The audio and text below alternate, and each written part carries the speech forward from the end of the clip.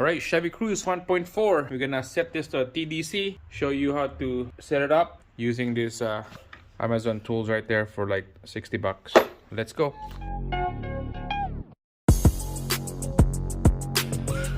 Alright, here we go. Chevy Cruze 1.4 turbo, video 6 on this one right here. You can see I cleaned up all the old dirty silicone gasket around the head, right on top of the head right there. I'll just use brake clean, spray it up, and a razor blade to scrape it off, and then Scotch-Brites to clean it off, all that extra silicone.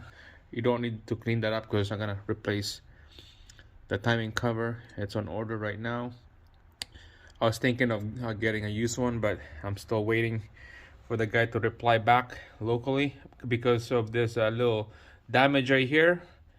There's supposed to be a bolt hole. It's damaged from previous repair, so parts is on its way. All right, so setting up this engine to a TDC, there's a lot of different ways to do this, and it gives you a lot of clues of if you're in TDC for sure. So first, starting from the crank, there's a mark on that pulley right there that needs to be lined up to the housing of the timing cover. There's a mark in there.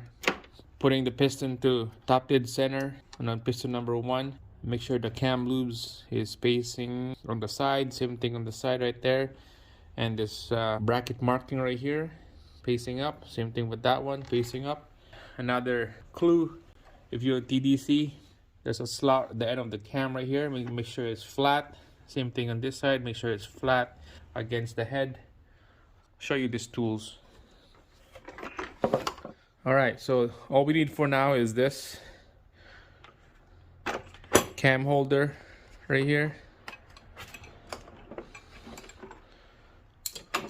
and then this plate on the end of the cam, we're gonna put that on. That's the tools for now we're gonna use. Alright, so this has to be on TDC, this engine, okay? So this thing will work. That notch right there has to go on that hole right here, and then this big notch right here has to go in that big hole right there, so it will sit like that.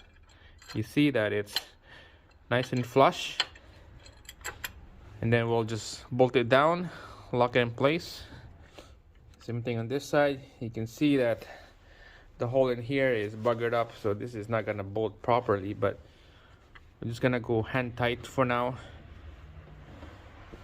The second piece is this little plate. It goes in like that at the edge of the cam. Just grab a little bit of pry bar and then push it in.